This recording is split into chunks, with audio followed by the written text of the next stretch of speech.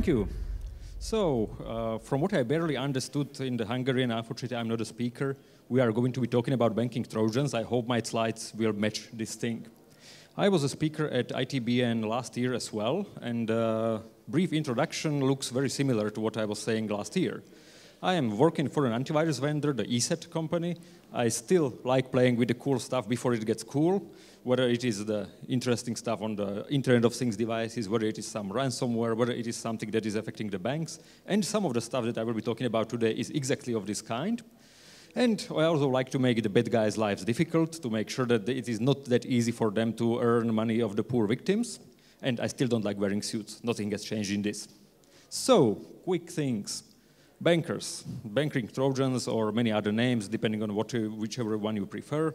There are quite a few articles which were published in the meantime, like in a couple of the past years. There was something from the Hesperbot thing we published on our blog. There was something from CSIS on the Karabank Trojan, which was making rounds very recently in September. There was something else from the Drydex this year. There are still new and new articles appearing regarding whatever the criminals got lots and lots of money, the millions here, millions there, and the total losses due to cybercrime are whatever number of zeros you like this day. Like some of them are saying something in billions, some of them prefer millions, some of them said something about $1 trillion, which sounds very much like the US national debt. So, the big business things is one thing, but it's not the only one. There is the well-known malware, the Zeus, Papras, Hesperbot, I don't know what else. These malware families are designed and created for the one purpose. They are sold as a tool for the bad guys who are not skilled enough to create their own malware, but they are skilled enough to use it. They are skilled enough in the social engineering area, but not skilled enough in the programming part of it. So they are sold as a tool to another group of bad guys who are using them to earn money of the victims. But they are not the only things that are there. There are more, and their situation, since they are intended for the mass consumption, it means they need to fight against many defenses. But as soon as you switch to somewhat smaller scale, when instead of attacking 1,000 victims, you are looking just at one, but you are aiming for much higher earning from one victim, rather than a little bit here and a little bit there, the situation changes a bit. We are no longer looking at aiming to defeat all the possible protections, all the antivirus vendors, all the, I don't know, APT stuff or whatever. The thing is, we are, and as the attacker, we are looking at things which you know what the victim is using very often. You know who they are. You can adapt to them very well, and you can adjust your attack attempts to match just the one victim. We had a case recently in Slovakia where there was actually no computer skills required to perform an attack which was resulting in roughly €500,000 being almost transferred to a distant location. Which almost transferred means someone at the receiving end was actually complaining that they didn't receive the money, and then it also triggered the wave like, well, it was sent, but it was sent to a wrong number because someone has received a message telling them, well, we are this company, we are changing our account number now, please do the change in your system. And this was all it took to transfer €500,000. That's not a good thing if social engineering, just using a computer, makes it so easy. But sometimes you might not be looking at a victim of this kind, but there are more than enough of those. There are the municipal governments and so on. Those people who are working there are not the computer tech savvy ones. They don't understand the security. They do use computer as a tool. So if the tool shows them that, yeah, I am your internet banker, or I am your business partner, I am your vendor, and I am doing this, and please send us the money to the different place, they will trust the information. This is part of human nature. Unless they have a reason to doubt, they don't do so. And the social engineering aspect is something that can never be underestimated. But sometimes we are looking at people who are trying to do the things the techie way, the way of, let me do it myself. I will make my own virus. I will make my own Trojan. There are more than enough of them, but they are not the ones who are being talked about in news articles, because there is like one here, one there, another one here. None of them is earning the big money. None of them is earning like millions and millions of dollars every day.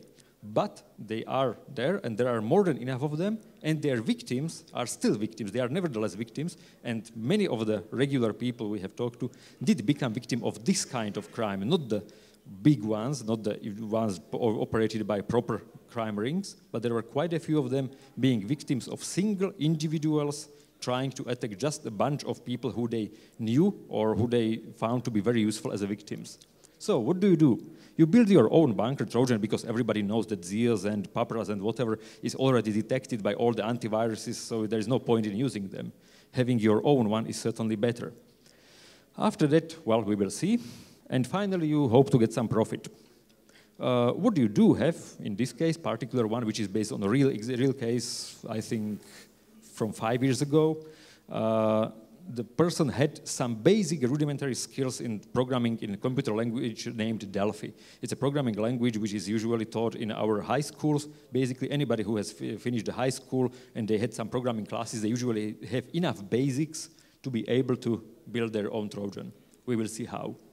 In order to make a proper banking Trojan, you need roughly 3 components.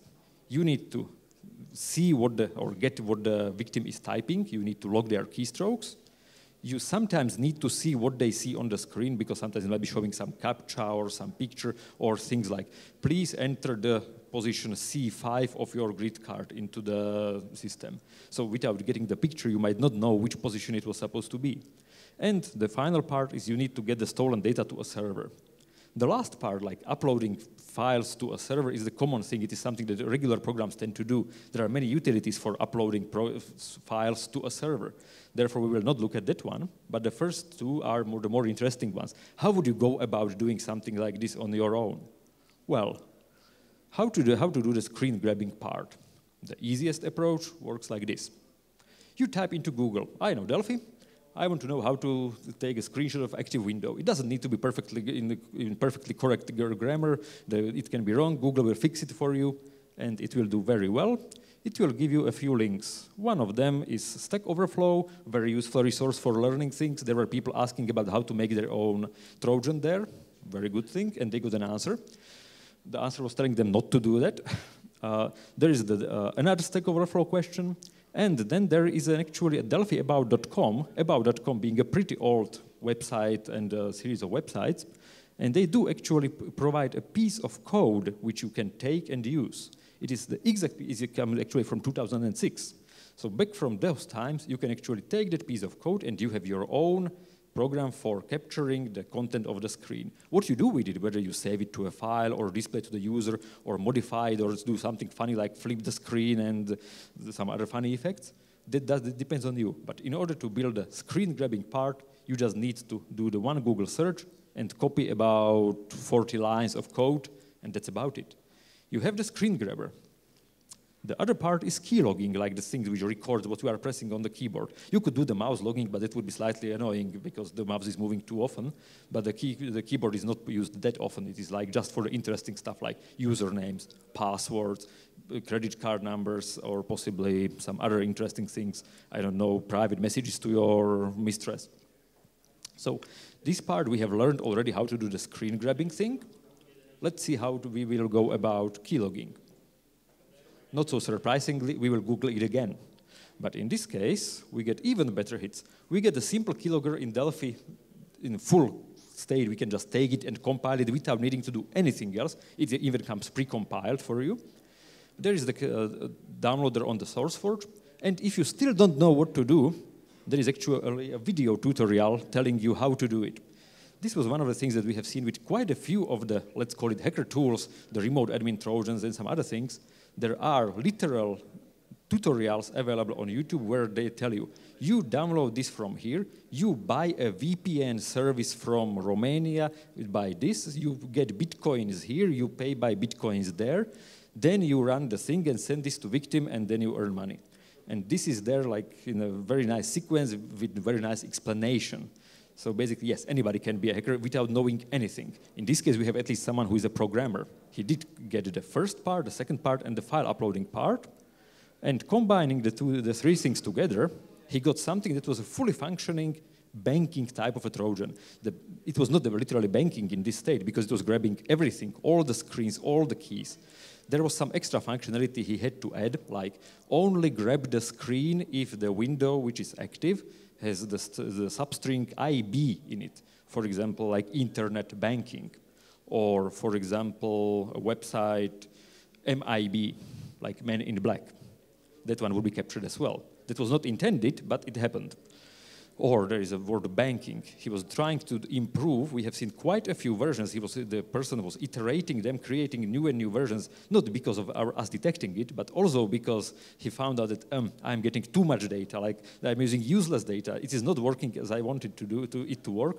And every time he made a new version and distributed it slightly to some victims, we got a new version and looked at it and compared it to the previous one. There were very small evolutionary changes. There was not like a magic big change all of a sudden. It was very small incremental improvements, and we could clearly see how the person is thinking. What he needed to do is to add a bit of configuration, like where to upload the data or when to take the screenshots, as I mentioned. So this is the only thing he had to do himself. There is nobody else going to help him with it. And he also had to do some logistics behind, like, for example, get a server to upload the data to, which is very easy. You can order a web hosting almost anywhere. You can pay with some previously stolen credit card or previously stolen money, or you just get the money of someone else or ask someone to buy it for you and so on, so that there are no traces pointing to you.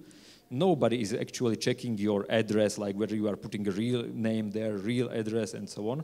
So the websites here registered, or the servers here registered and bought, were paid with fake information, well, not fake money, real money, but the money which was later found to be actually stolen, or in some cases it was basically the charge was reverted by the credit card company when it was found that the credit card has been stolen.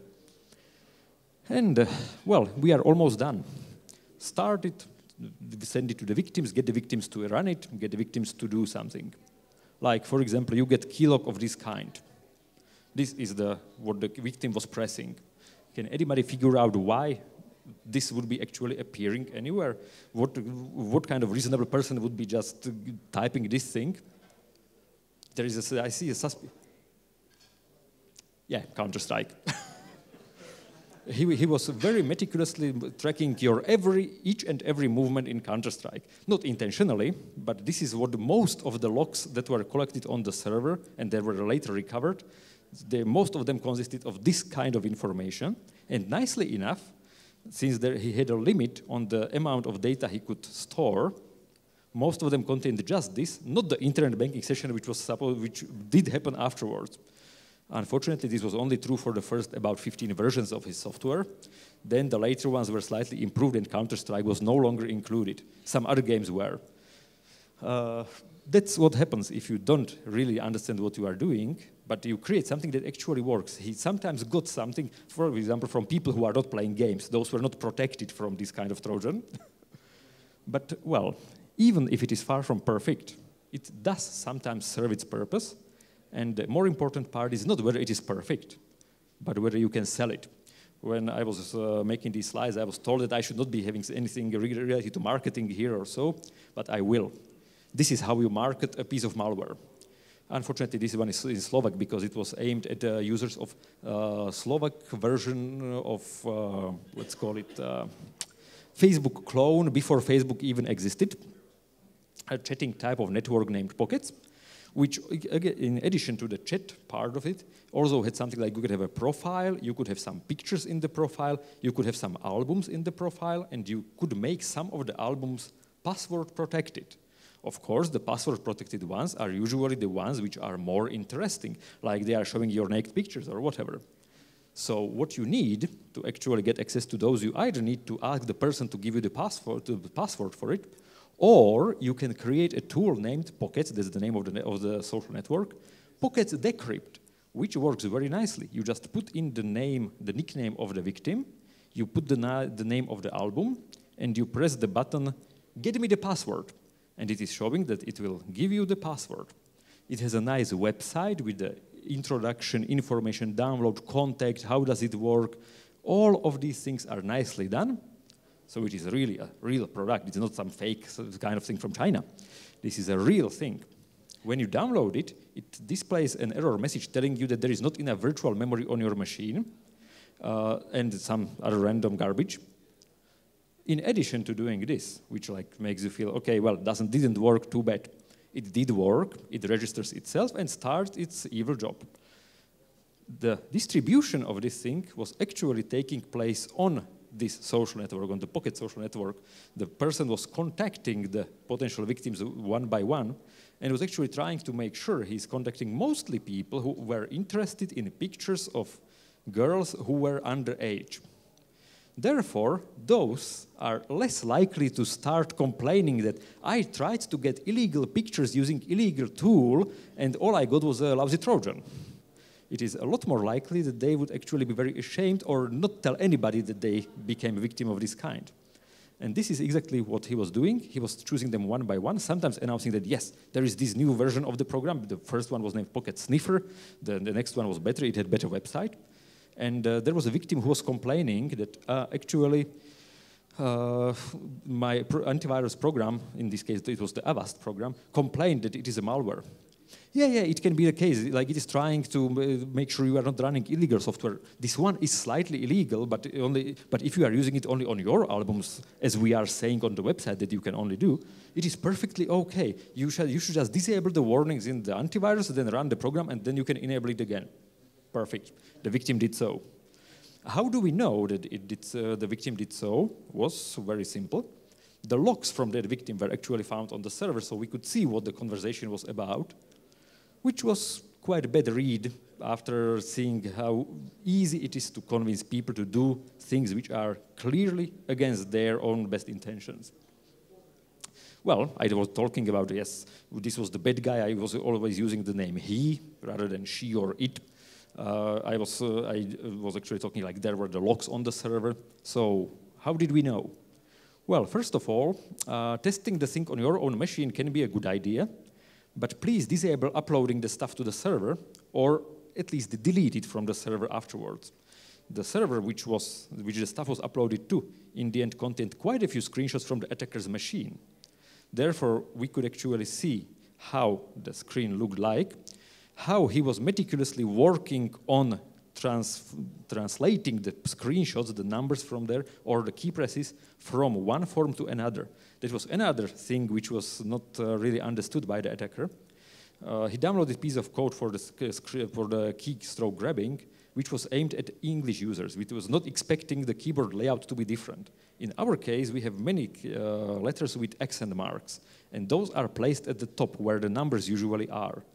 So what he was getting into the log was that the user pressed the key like 2, 3, 4, but in fact it was the ones with the accent marks, or vice versa. In our case, we type numbers using shift plus the letter, but plus the key, which was stored by the software as the dollar, hash, and whatever other signs. So he had to translate these back to numbers. He was doing it one by one. Rather than understanding how the keylogger works and fixing it, he was rather processing the output. We could see a screenshot of this. The other part is FTP. He was uploading the stuff to the FTP server. FTP has the nice property that if you have the credentials like username and password, you can upload stuff, and usually you can also download the stuff. If you are expecting him to be a criminal, you should be very careful with trying to get the stuff, because any kind of access from unexpected location might result in the evidence being tamperable, and therefore it could be thrown out if it ever gets to the court. Like they could say that, well, anybody could access it, anybody could modify it, anybody could have placed fake files there. It was not our client, it was not the person who is being charged with some crime. So in this case, I was talking about us, but it was not us as the company, but it was during the investigation and joint effort with police, with law enforcement, which is where they got the data from the server in a proper way, as in via the court order, and got the actual image of the server, and then we looked at it and we saw, okay, this is how it looks like. We knew things like, we knew how his machine what the directory structure on his machine is. We knew what files to expect where, except we didn't know where he is. Because he was doing very well when it comes to operational security. He was trying to make sure he's never connecting from his own home. He was actually moving quite often, as in literal sense, like not living in the same flat for quite some time, but for different reasons. He was also using free Wi-Fis at hotels and so on. He was registering with fake names, none of them being even remotely related to his real name or location. And this is one of the problems. The digital trace stops at the IP address. It doesn't get further. You at best know, yes, this is the hotel, this is this particular location, but you don't know who was there at the particular time. As it turns out, and the good news is, the guy actually got caught for a different reason, because he was not only the criminal of the cyber kind, he was also part of an organized crime gang dealing with drugs. And that's where he got caught. And when his computer was actually seized, it was, yes, everybody, the people who were investigating this case compared it, and it was like, yeah, this is clear proof. There are screenshots of, we knew what to expect there, but it was not usable as the evidence at court because of the way that it could have been possibly tampered by anybody else. The good news is that the sentence for using drugs was higher, and for actually not just using but also distributing them is actually higher than what he could have possibly gotten for the cyber part of it. So nevertheless, he's behind the bars still. That's how simple it is for someone who can do the operational part well, because he was trained from the real world already, and who was doing some simple things and yet managed to get money out of it in the digital world with no expert knowledge. It was really on the level of high school student, like programming-wise. But it's just one of the possible approaches and one of the possible problems. It is like you can convince someone to run your program. Your program can do almost anything you want. It is very simple. You can download all the stuff from the internet, and it is trivial to do any of these things without having any prior knowledge. If you know some more, you can improve it. But you don't need to go all the way to the sophistication level of those trojans I mentioned at the beginning, Zeus, Papras, and so on. Those are intended as a product. If you are attacking one particular individual or a few of them, you can create something of your own, and it tends to work just as well, unfortunately. The other thing which we are seeing these days is that, well, people have bad memory. There are very many numbers they are dealing with. There is the ITBN numbers, there is Bitcoin addresses. Those are very long strings of digits, of numbers, and they are difficult to memorize. I don't think anybody remembers any particular Bitcoin address. And your own ITBN number is probably not that easy to remember as well. Some of the people do, but you surely don't know all the bank numbers of all the other people you are sending ever money to. So we tend to write those down. But when they are written down, we still need to get them into the form on the website or so. We need to transfer them there somehow. And we can either type them, which can be very tedious, or we can just copy them via clipboard. That's a very useful thing. That's the purpose of clipboard. Cut or copy and paste. Makes things much simpler. The clipboard has the nice property that it is shared. It is usable by multiple different programs. That's its main purpose. Therefore, if someone decides to write a simple program, the full 3 kilobytes, which is still too much for what it does, but it is like good enough, and it fits on a simple, even on the old diskette, which does a few things. Get the clipboard content. Does it look like Bitcoin address? If so, replace by my address. So you copy, that part works. You paste something else. How often do you compare whether what you copied from one place is the same as the thing which is on the other side? Or with bank numbers, especially if it happens to be within the same bank and the numbers don't really differ that much at the beginning, they differ possibly at the end. Or if you do something on the computer and then you get an authentication SMS to your phone, does it even show the account number, and do you compare it against what you were putting in there? Most people don't. I have to admit, I don't do it myself properly. I try, but I'm quite often fail. It is really something that is like, yeah, it is probably okay. Yes, if I'm transferring 10 euros, I'm very much okay with it. At worst, the attacker will get the 10 euros. If I'm transferring a lot more, then yeah, I can look at it like, yeah, perhaps I should be more careful. But this is how simple it is. It is like half a page, and yet it serves the purpose very well. It can replace anything with anything.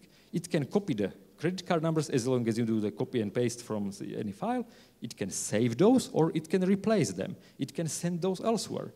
Few lines, everything is supported by the operating system, giving you access to the clipboard, reading, writing, done. Generally, protecting the online payments is a difficult thing. There are some attempts how to do it properly. We are trying to do something in our antivirus product, especially in the new versions, but it is something that is difficult, and the attackers are getting more and more creative. They might not be doing anything bad. They might just replace what you are trying to do. And how do you know what the user was intending to do versus what he really did? The bank really doesn't know that the account number that was put there was modified. Well, does it pay is the main question. I have shown you the piece of code, but I haven't shown you that the attacker actually earned something. Oh, yes, he did. He got 12 transactions 4.2 bitcoins in total, which depending on when this was happening, could have been anything from 4.2 thousand USD, or more likely these days about 800 or so, or possibly even 600. I'm not really sure what the current Bitcoin exchange rate roughly is. Still, more than enough for half a page of programming. So if he creates another one with another address and another account number and so on, he can get more than enough of the victims, and it is way too easy to lure them into doing so. Generally, the human is the weakest link in everything. They trust others. They have very weak memory, like especially with the big numbers. At best, we can remember something like 5 to 6 digits or so, or even with the password, sometimes it is like something more complicated. There are the odd individuals who remember complicated strings, but not too many of them either, and sometimes they get mixed up and they are not sure and so on. And the problem with humans is that as long as the human knows, he is very willing to share the information with whoever earns his trust. Two-factor authentication is certainly not what the grid card is. And if we get too many alarms, we tend to ignore those. How to do that? How to solve this problem? Well, one solution is like this, but I don't think that's the right approach. Therefore, that will be all.